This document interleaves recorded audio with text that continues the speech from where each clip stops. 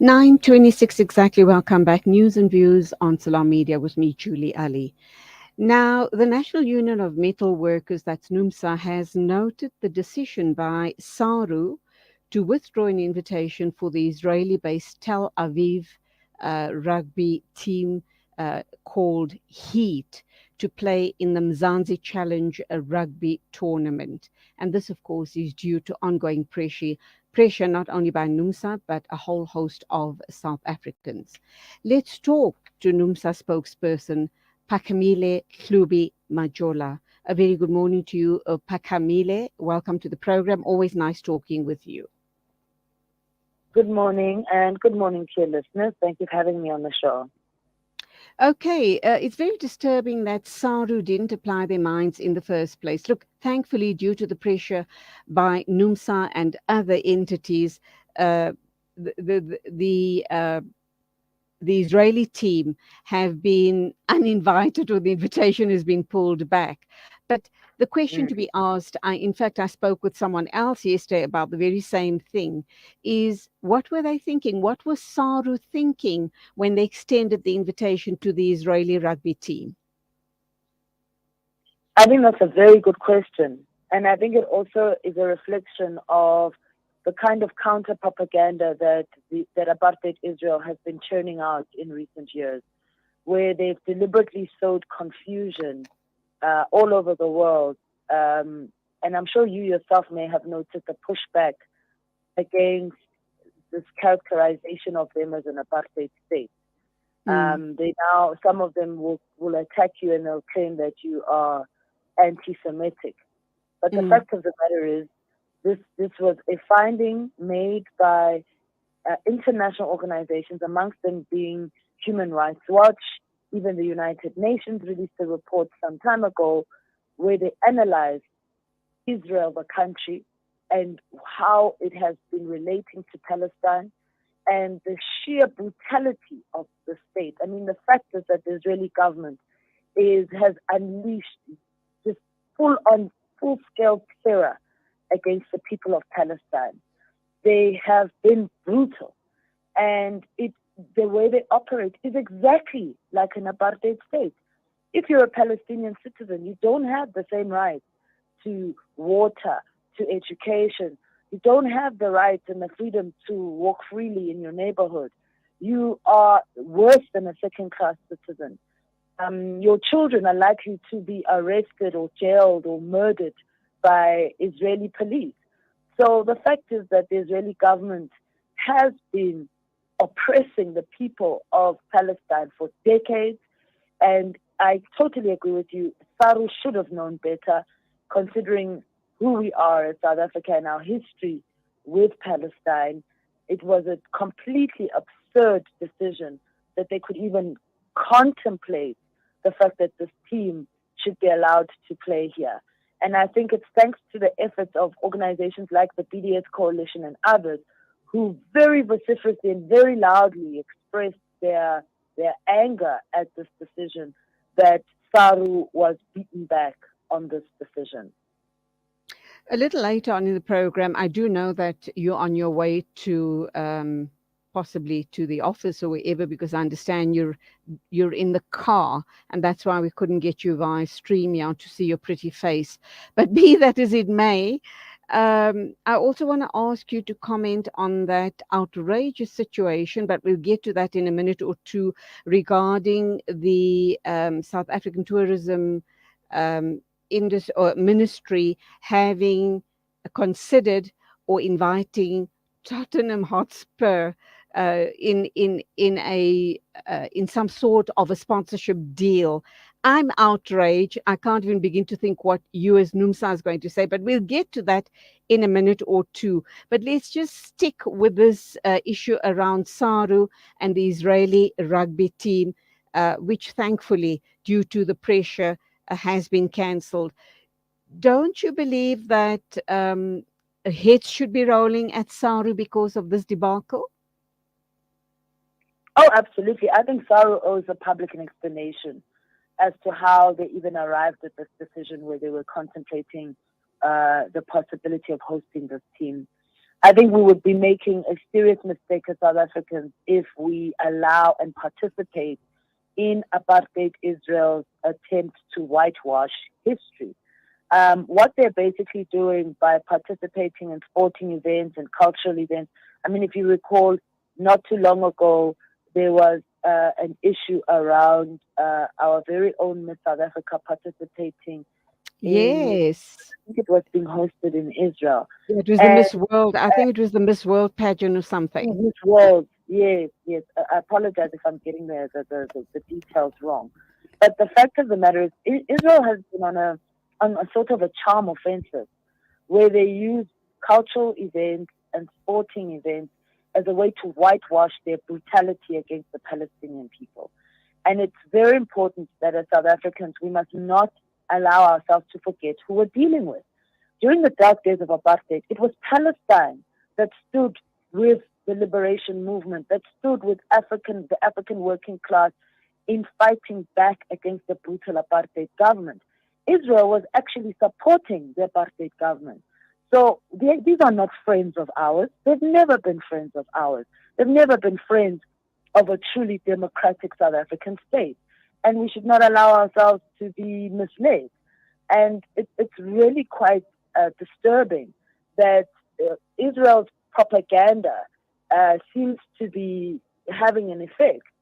And we shouldn't allow that to happen. It is our responsibility, those of us who know the truth, to keep reminding the world who we're dealing with. We're dealing with, this is not a case of, people, especially in the media, and this is the thing that I absolutely hate in many mainstream media platforms, where when they're dealing with the issue of the Palestine and Israel battle or the conflict, they sort of describe it as if, it's two parties fighting against each other, as if somehow we're talking about two equal entities. First of all, Israel is the aggressor here. I think we need to be very clear. Israel is the aggressor.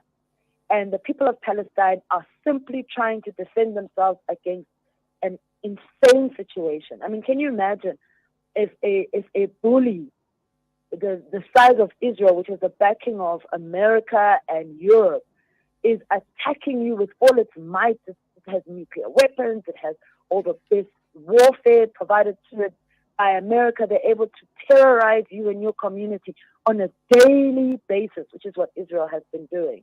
This is definitely not like a conventional conflict. We're dealing with a racist, fascist state which has stolen land from the Palestinian people. They've dispossessed them. They are brutalizing them on a daily basis, and we need to expose them every day. And this is why NUMSA has been saying that, in fact, these campaigns must be intensified. The campaigns to boycott Israel, to humiliate Israel on public platforms must be intensified. Everywhere they go, they must be reminded that they are an apartheid state which is currently subjugating an entire population of people. Okay, you also go on to say, as NUMSA, that Palestinians supported the liberation movement during the dark days of apartheid. We must never forget who our true friends are. Apartheid Israel is no friend of ours. They are a reactionary, racist, fascist state, and they should be rejected and denounced on every public platform. So good on you, NUMSA, and just continue making your voice heard on that issue. So thank you indeed. Let's move on now. I'm going to read a statement, and I'd like you to, and I know you're not prepared for this, but being a journalist yourself, I know that anything I throw at you, you're going to be able to respond. You may or may not talk on behalf of NUMSA in this matter, but I'd like to hear your views anyway. Tourism Committee says Spurs deal ends here and now. The Portfolio Committee on Tourism resolved that South African tourism's proposed deal with English football club Tottenham Hotspur ends today. It ends now. Tourism Minister Lindiwe Sisulu, who faced a hostile reception when she eventually appeared before the committee, said as far as the government is concerned, there is no deal with Spurs. Last week, news broke of South African tourism's proposed sponsorship deal with Tottenham worth 1 billion rands over a 3-year period, causing a huge public outcry. Over to you, Phakamile Hlubi Majola. Your thoughts on this outlandish, ludicrous situation? Oh, the whole thing is a joke. And I think I must also just state for the record that NUMSA as a trade union does not have officially a position on this. But so I am giving you my own personal opinion. But I think if you Absolutely. analyze this deal, first of all, I don't understand what is wrong with the leadership over there at SA Tourism, that they could take such a decision and be completely ignorant of our own developmental goals as a country. I think if first of all, the amount is staggeringly high. I don't know if that's the entire budget.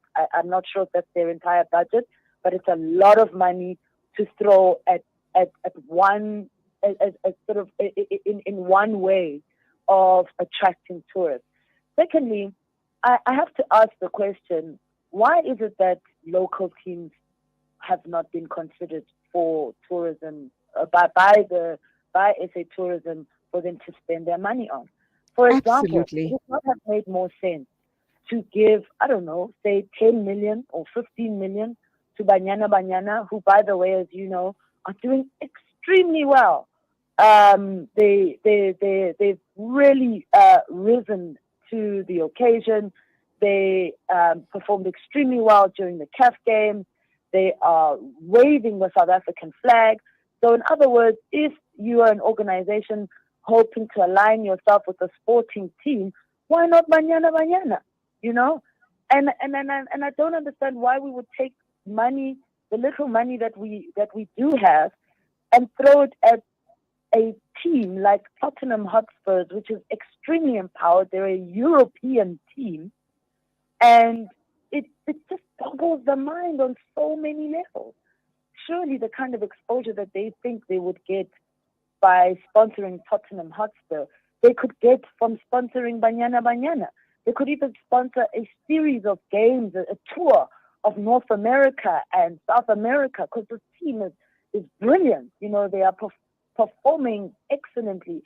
And not only would that money then at least benefit a local team, which frankly deserves it and does not have the same resources or support as any of the other male teams, but you would actually be giving back to South Africa by doing that, because you're promoting them on the international stage, you're helping them to promote South Africa at the same time.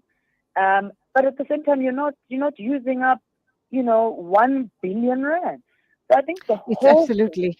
It's deserves a look into and an inquiry.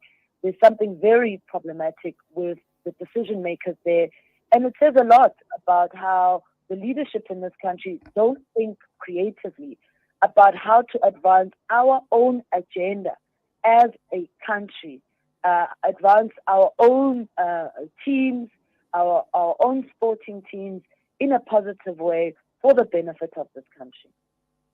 I was chatting to my husband about this issue, and I once again stress that Phakamile Hlubi Majola is giving these comments regarding this Tottenham Hotspur deal from her personal capacity. She's not talking on behalf of NUMSA, and I do appreciate that, Phakamile. It's nice to talk to young people like yourself to hear what is being said on the ground regarding this issue. It's a very, very sore point with me, as it is with the rest of South Africa. 1 billion rand is not to be sniffed at, knowing what we're going through as a country. And even if they don't take that money and use it in other areas, like I know someone was suggesting that buy diesel for Eskom and let's get the economy going. But if, one ministry is not able to, cross over into another ministry and let them use up the money, then use the money for our young people. Get our young people off the street corners. Open up academies for them. Fast track the talent we have amongst our youth. Get them off the streets, get them interested and truly involved in sport, have sporting academies and sporting programs in schools. So that way we keep our children in the school rooms, in the school yards, and we don't have them loitering on street corners. So there is so much that can be done with the money. Take that money and start generating employment for young people. Like I've said, leadership academies, get them involved in every which way you can. And imagine what a big difference, a positive difference we can make in the country. But what my husband was indicating is that whoever tried to cut this deal, even if they had worked in a 10% of the total amount for themselves, that person would be walking away with 100 million rands to live happily ever after. So I think there was a lot of these deals being cut behind closed doors. Let's not take it at face value. Phakamile. No, you are absolutely right. We should not take it at face value. 1 billion rand is a lot of money. And just to correct myself, Banyana Banyana actually won the Women's Africa Cup of Nations title.